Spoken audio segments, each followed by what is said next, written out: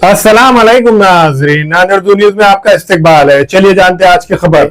वक्फ तरमीम बिल पर बीजेपी और उनकी साथी पार्टियों की जानिब से खुशी का इजहार किया जा रहा है और इस बिल की तायद की जा रही है और कई पार्टियां और तंजीमें, कई लीडरान और खास करके मुस्लिम लीडरान इस बिल की मुखालिफत कर रहे हैं और इस बिल को लेकर शदीद नाराजगी का इजहार कर रहे हैं। संसद का कानून है, सबको स्वीकार करना पड़ेगा। भाजपा का लक्ष्य यह है कि ध्रुवीकरण हो। हमारे मुसलमानों को आपने 70 साल से ज्यादा वोट बैंक बना करके गुमराह किया है। मैं चाहता हूं कि आपके लोकसभा में कितने एमपीज अल्पसंख्यक हैं। मेरे मदरसे, मस्जिदों, खानखाओं और दरगाहों को निशाना बनाया जा रहा है। एक महिला सर, मैं खुद एक मुस्लिम महिला हूँ। मैं सिर्फ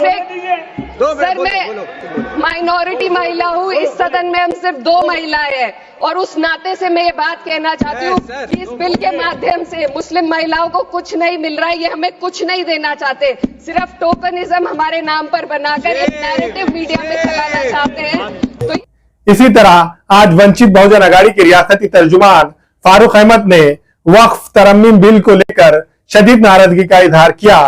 उन्होंने मीडिया के सामने इस बिल को लेकर क्या कहा, देखिए। कोई किसी शहर का आदमी डंके की चोट पे अगर वहां जा रहा है तो 6 महीने साल भर में हम भी देखेंगे उसने शहर के लिए क्या किया, उसने मिल्लत के लिए क्या किया। अगर आप कहीं जाकर कौम का फायदा कर रहे होंगे तो कौम भी सर पे उठाएगी, लेकिन कौम का फायदा नहीं, जाती मफाद कर रहे होंगे तो मुझे लगता है कि अब लोगों को भी अपने इस ईमान की ताकत के बलबूते पर गलत को गलत बोलने की हिम्मत दिखानी पड़ेगी, मक्कार को मक्कार बोलने की हिम्मत दिखानी पड़ेगी। जी सर, वक्फ बिल को लेकर लोकसभा के अंदर बिल पेश किया गया था, बड़ा हंगामा हुआ जो शोर से, और अभी राज्यसभा में पेश किया गया। क्या आपका मौक़िफ़ है सर? बहुमत के दम पर, आंकड़ों के दम पर मोदी सरकार जो चाहे वो कानून बनाने के लिए अभी इस वक्त कोशिश कर रही है और वो उसमें कामयाब भी हो रही है। ये तो जाहिर बात है कि जो उनके पास नंबर्स है उसको हम पिछली लोकसभा में बहुत ज़्यादा कम नहीं कर पाए, जिसके नतीजे में सरकार आई है। अब सरकार को समर्थन करने वाले जो नीतीश कुमार है, जो तेलुगु देशम के नायडू हैं, ये वो लोग हैं जिनको हमेशा मुसलमानों ने भर भर कर वोट दिए हैं और इनको ये चाहिए था कि इस वक्त में वो इस हिम्मत का मुजाहरा करते हैं। कम से कम सरकार को ये बोलते हैं कि तुमको 5 साल सरकार चलानी है तो आप कोई तो भी कॉमन मिनिमम प्रोग्राम के तहत चलाओ, मुसलमानों के खिलाफ काले कानून लाने की होड़ में मत रहो। इतना तो नीतीश कुमार और चंद्रबाबू नायडू बोल ही सकते थे, लेकिन वो खुद अपने जाती मफादात में, अपने हुकूमत के इसमें मुलविस है। लेकिन हम एनडीए और महायुति को आरोप करने के बजाय हमको अपने खुद के सियासी पॉलिसियों के ऊपर मुझे लगता है कि गौर व फिक्र करने का वक्त है।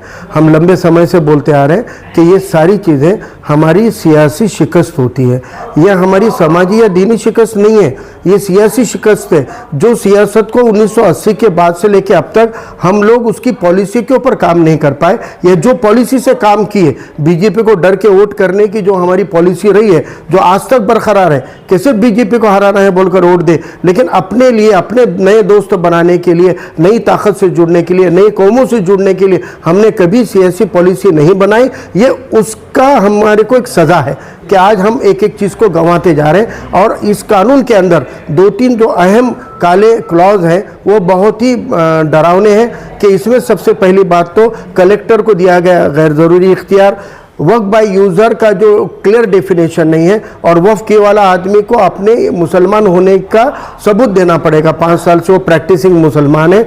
और इस तरीके के ट्रिब्यूनल को उन्होंने जो कम ये करके हाईकोर्ट में सिविल का दर्जा देने का जो मामला किया है, ये बहुत ही तकलीफदेह होने वाले हैं। यानी जिनके कब्जे वो बरकरार रहेंगे, यानी 12 साल जिनका कब्जा है उनका कायम करने का अब तक एक्सेप्शन था, वक्फ बोर्ड पे ये लागू नहीं था, अब वो लागू हो जाएगा। तो जिन जिनके 12 साल से कब्जे, 40 कब्जे, वो लोगों के नाम पे टाइटल हो जाएगा। यानी ज़मीनें आप कब्जेदारों को इनाम देने के लिए आपने ये अमेंडमेंट लाई है, तो ये खिलाफ है, इसमें कोई दो राय नहीं है। चंद अच्छे क्लॉज बताकर इतने काले क्लॉज यहाँ पे मंजूर किए गए हैं और ऐसे लग रहा था मानो कि जो अब तक मुसलमानों की नफरत के दम पर पैदा और जिंदा हुए और अब तक सत्ता में आए, वो पार्टी ऐसी बात कर रही थी जैसे कि मुसलमानों का सबसे ज़्यादा कंसर्न इनको ही है। और जो पार्टियां मुसलमानों के वोट बैंक बोल के इस्तेमाल करती हैं, वो पार्टियां ताकत से अपनी बात रखने में नाकाम हुई हैं। इस वक्त मुझे 2 बातें ख़ास तौर से कहनी है। पहली बात, मुसलमानों से मैं कहना चाहता हूं कि अब तक वक्फ का इस्तेफायदा जिन लोगों ने लिया, वक्फ की ज़मीनों के लाभार्थी जो लोग हैं, वक्फ के ज़मीनों पे जिन्होंने अपनी दुकानें, अपने धंधे, अपने इंस्टीट्यूशन और अपने कब्जे करके नाजायज़ कमाइयाँ की है, सबसे पहले इस काले कानून के खिलाफ वो रास्ते पे उतरे और जो एहतजाज होगा उसको फंडिंग करने का काम वक्फ के ज़मीनों का फ़ायदा लिए वाले पहले आकर के। मैं उलमा से भी गुजारिश करता हूँ, all India personal law board हमारी मिली जमात है, उसके इंस्ट्रक्शन पे हम जो चाहे करना पड़ता करेंगे, लेकिन पर्सनल लॉ बोर्ड को भी मेरी गुजारिश है कि पहले इन लोगों को सामने लाओ जो वक्फ के बेनिफिशियरी हैं, जिनको वक्फ का अब तक इस्तेफायदा हासिल हुआ है, उनको पहले सामने लाओ।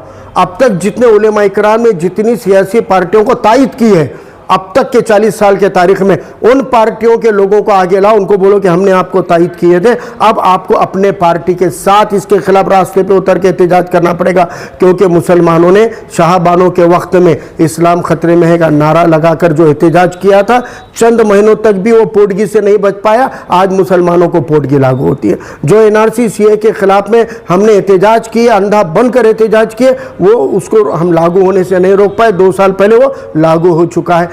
3 तलाक के ऊपर हमने अंधे एहतजाज किए, 3 तलाक का कानून नहीं रोक पाए। वक्फ बोर्ड के ऊपर भी अभी अंधे एहतजाज करेंगे, रोक नहीं पाएंगे। लेकिन अब एहतजाज कुछ इस तरीके से करें कि हम दीगर कौमों में अपने दोस्त टटोले, जो सियासी पार्टियां हमारे वोट लिए वो हमारे लिए रास्ते पे उतरे, उनके पार्टी के बैनर पर उन पार्टी की शाखाओं ने एहतजाज पहले करना चाहिए, जिसमें शमूलियत मुसलमान करेगा, लेकिन ऑर्गेनाइज्ड बाय पॉलिटिकल पार्टी जो सेक्युलर कांग्रेस जैसी पार्टियां हैं वो एहतजाज का ऑर्गेनाइजेशन करे और वो एहतजाज खड़ा करे। उस एहतजाज में शमूलियत मुसलमान करेगा और दीगर सेक्युलर कौमें करेगी। लेकिन ये हिम्मत दिखाए अपने पार्टी के बैनर पर इस हुकूमत के खिलाफ उतरने की। और दूसरी बात जो प्रकाश अंबेडकर साहब ने आज ट्वीट करके कही है कि ये एक पैटर्न बनाया है सरकार ने, जो मुसलमानों के संपत्ति के साथ में वक्फ की आड़ में किया गया, अब यही आदिवासियों के खिलाफ होगा, यही मंदिर के ट्रस्टों के खिलाफ होगा, यही बौद्धों के खिलाफ होगा, यही पिछड़ों के खिलाफ होगा। ये पैटर्न है,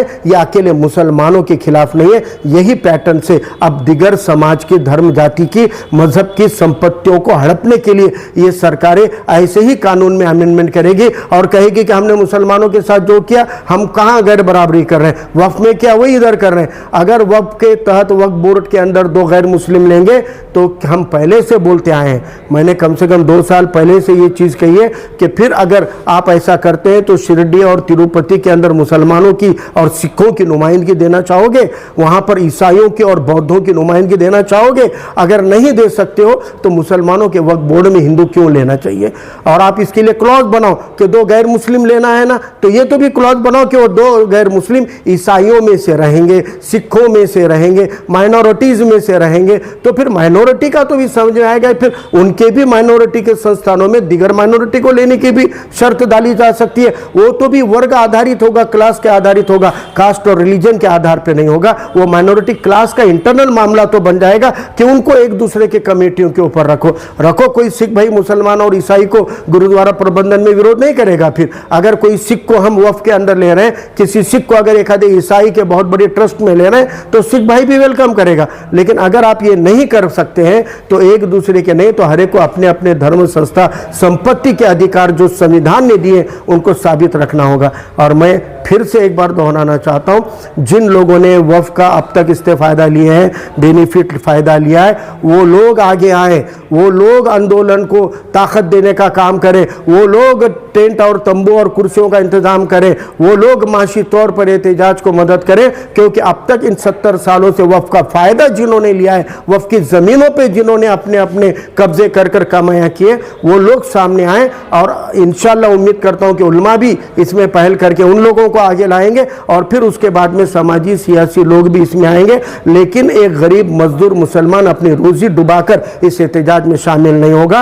वक्फ के बेनिफिशियरियों को चाहिए कि जिनको एहतजाज में लाया जा रहा है उनके डूबी हुई रोजी का भी इंतजाम करें। अंधा एहतजाज हमको इन 70 सालों में कामयाब नहीं कर सका। नए सिरे से नए पॉलिसी के तहत सोचना पड़ेगा, नए कौमों को दोस्त बनाना पड़ेगा। आज बौद्ध समाज बोधि विहार की लड़ाई लड़ रहा है, क्यों मुसलमान उसमें शरीक नहीं होता, क्यों सिख और ईसाई उसमें शरीक नहीं होता, होना चाहिए। उसी तरह वफ़ के एहतजाज के अंदर सिखों को और हमारे बौद्ध भाइयों को, ईसाइयों को भी शरीक होना चाहिए। जो सेक्युलर महाराष्ट्र सरकार ने जमीन, मंदिर के जमीनों के अधिग्रहण को वर्ग 2 से वर्ग 1 में कर दिया था, क्यों किया था?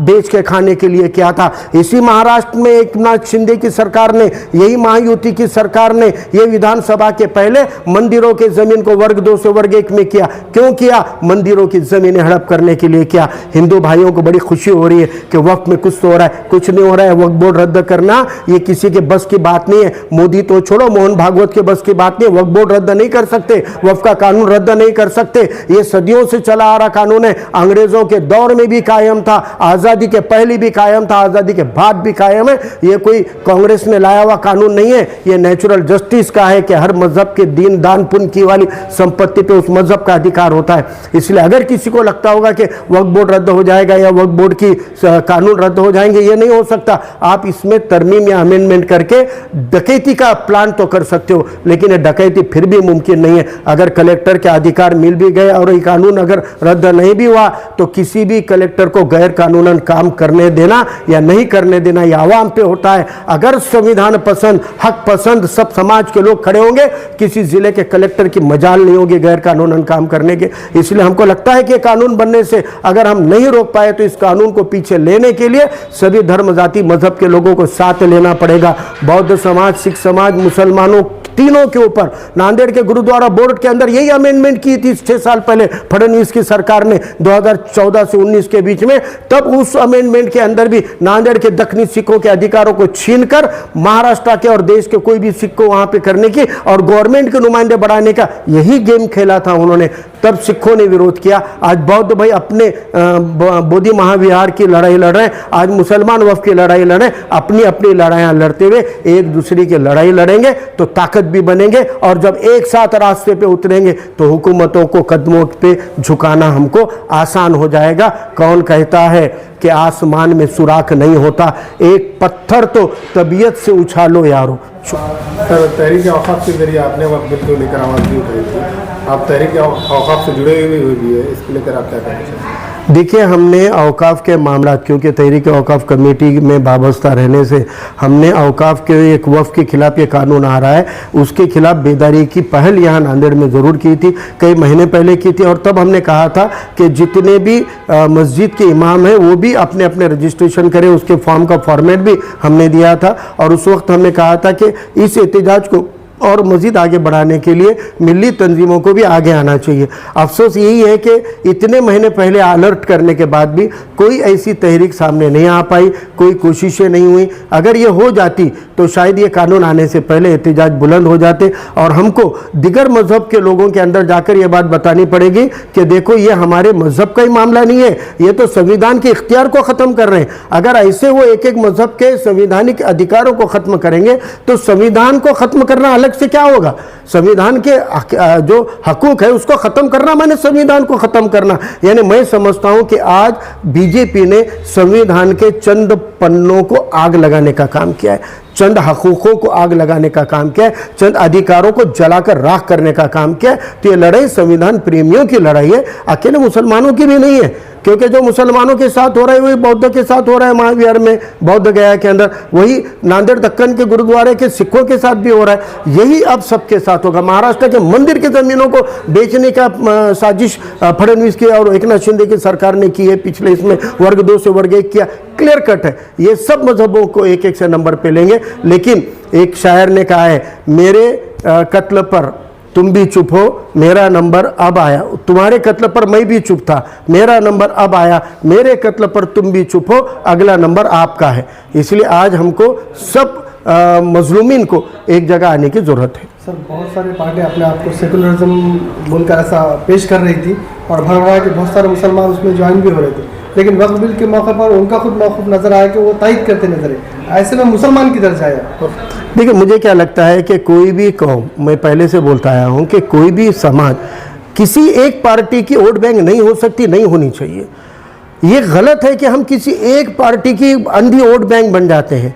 जमहूरियत के निज़ाम को समझना पड़ेगा। मुसलमान हो या कोई भी समाज हो, उनको अपने समाज के एजेंडा पर कौन सी पार्टियां काम कर रही है उसके एजेंडा के हिसाब से निर्णय लेने चाहिए। हम अंधे कांग्रेस के वोट बैंक बनने से हमारा नुकसान हुआ है।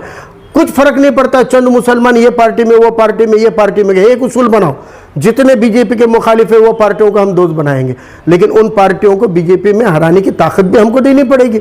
लेकिन हम अकेले की नहीं भी जीतती होगी तो हम एक ही पार्टी को वोट देते हैं, हारती भी है तो उसी को देते हैं। तो फिर ये अंधी वोट बैंक बनना ये कुछ ठीक नहीं है। किसी भी जमहूरी मुल्क के अंदर सत्ता के बगैर 10-15 साल कोई कौम जिंदा नहीं रह सकती, कोई कौम का डेवलपमेंट नहीं हो सकता, कोई कौम के हकूक साबित नहीं रह सकते। अपनी पॉलिसियों को तब्दील करो कि जिसका राज रहेगा उस राज में हमारी हिस्सेदारी होनी चाहिए। आज मुझे लगता है कि एनडीए और महायुति तो खुले दुश्मन है हमारे। इन्होंने तो हमारे खिलाफ आकर वोट मांगा था, हमने इनको वोट नहीं दिया है। इनसे क्या उम्मीदें करेंगे? लेकिन जिनको वोट दिया है वो लोग कहाँ गए? जिन लोकसभा में जो इंडिया फ्रंट को 48 में के 30-31 सीटें मिल गई, वो विधानसभा में गारत क्यों हो गई? क्यों हवा में चली गई थी? क्यों उन लोगों के परे निकल कर आई थी?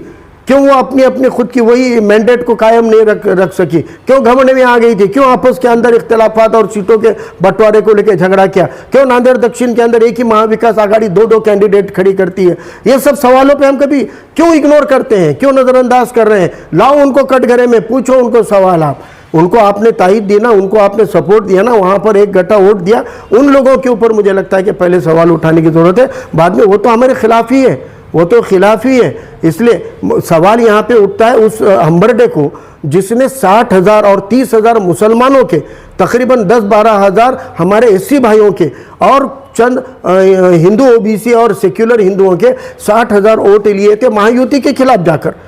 आज वो 60,000 के 60,000 वोट लेकर चंद महीने के अंदर महायुति में चले गए। सवाल उनसे कोई पूछेगा?